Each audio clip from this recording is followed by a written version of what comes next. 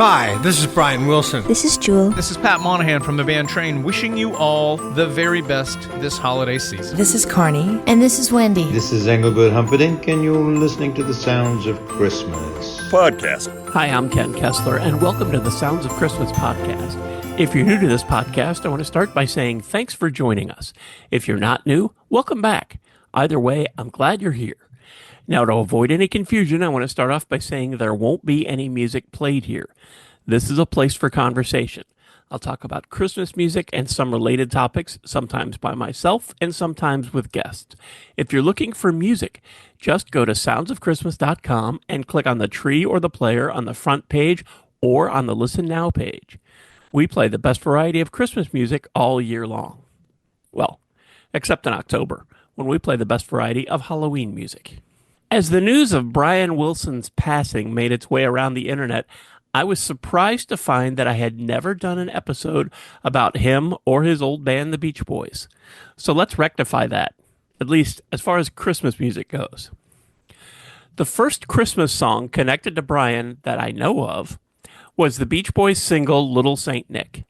That came out in 1963 and made it to number 3 on Billboard magazine's special seasonal weekly Christmas singles chart.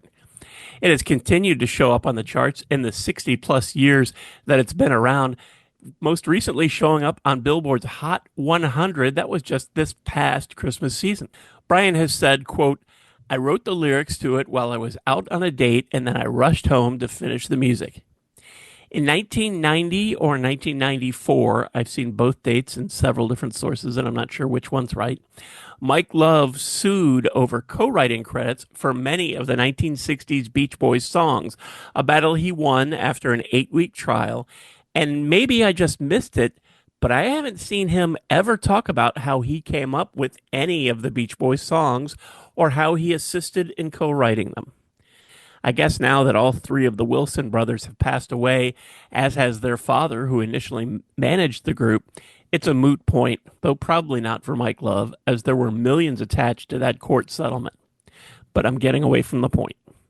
With the success of the Little Saint Nick single, the Beach Boys set about making a Christmas album, which came out the following year.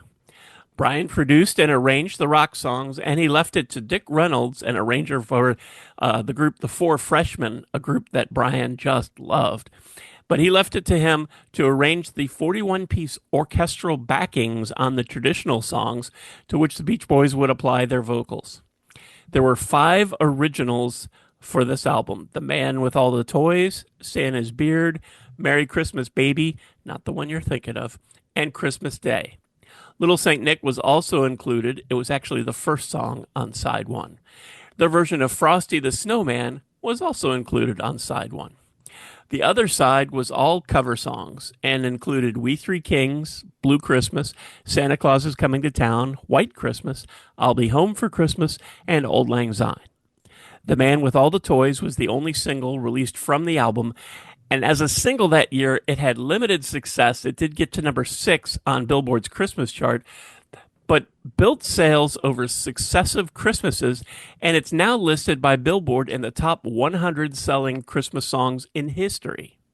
In 1974, Brian collaborated with songwriter Stephen Kalinich on the song Child of Winter. Stephen describes it as a child's song in the vein of Gene Autry and Here Comes Santa Claus. The rest of the group didn't think it had enough harmonies to be a real Beach Boys song, and it didn't end up getting the support for a major release. In fact, it was only released a couple days before Christmas. Brian's very young daughters, Carney and Wendy Wilson, both played sleigh bells on the recording. I believe they were 5 and 6 years old, respectively.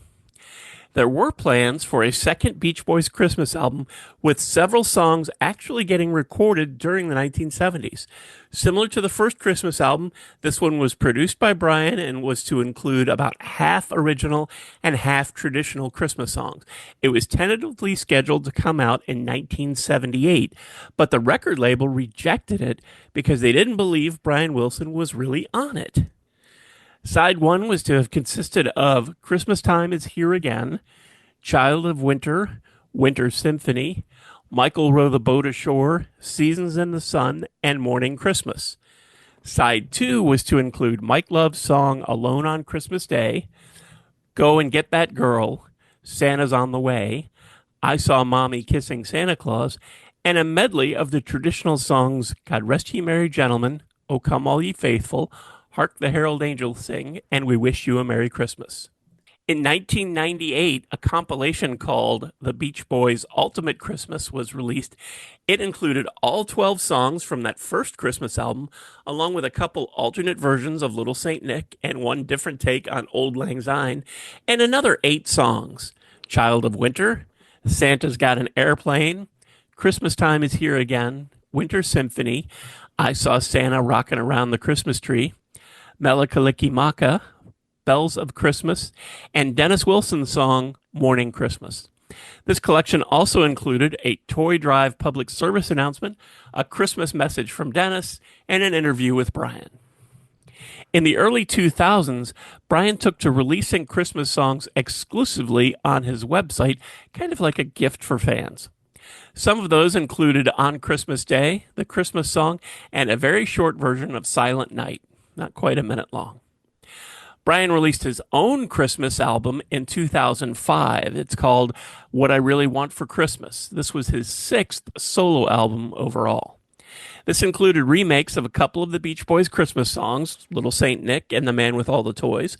It also included Brian's version of 7 traditional Christmas songs: God Rest Ye Merry Gentlemen, O Holy Night, We Wish You a Merry Christmas, Hark the Herald Angels Sing, It Came Upon a Midnight Clear, The First Noel, and Deck the Halls. It also featured the original title track, co-written with Bernie Taupin, probably best well known as the longtime songwriting partner of Elton John.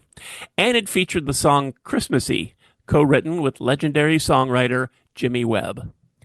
And for fans, Brian included a version of Joy to the World that he'd originally recorded for a compilation in the 1990s, as well as the versions of On Christmas Day and Silent Night that had originally appeared on his website.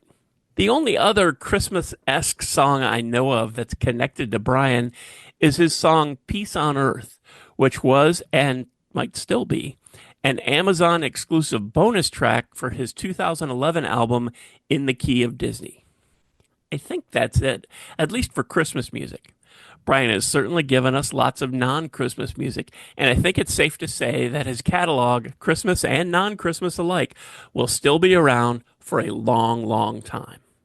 I think the Beach Boys Christmas album was the first Christmas album I bought with my own money, and that's probably true for many who listen to the sounds of Christmas. There was something wonderful and magical about it, and there still is. I got to meet Brian once. He was promoting his solo album, That Lucky Old Sun, in 2008. He was actually doing a signing at a Guitar Center. I grabbed my copy of What I Really Want for Christmas and went and stood in line, where I also bought the new album, and then I asked him to sign both, which he did. And I told him his music had meant a lot to me, and I thanked him. It was a really long line, as you can imagine, so there wasn't time for anything more. This wasn't really earth-shaking, I know, but it's a rarity for me that I actually got to tell someone that their music meant a lot to me. And I know I was very lucky to have that opportunity. Thanks so much for listening, helping me share some Christmas spirit, and for continuing to support the Sounds of Christmas station and podcast. I told you how to listen to the station, and you're listening to the podcast now, so my work here is just about done. All of our episodes are available on the Sounds of Christmas website. Just click the podcast tab. And we also have a Linktree page, and I'll put a link to that down in the show notes, and that lists most, if not all, of the sites that stream the Sounds of Christmas podcast. So you can click on that and find your favorite, then click on over and subscribe, and you'll never miss another episode. If you have comments or suggestions on this episode, previous episodes, or the Sounds of Christmas station, feel free to reach out to me on social media or through the website. And if you're listening to this on your phone, click the Send Us a Message link, and you can text us your questions that way. Thanks again. And may you always believe in Santa Claus.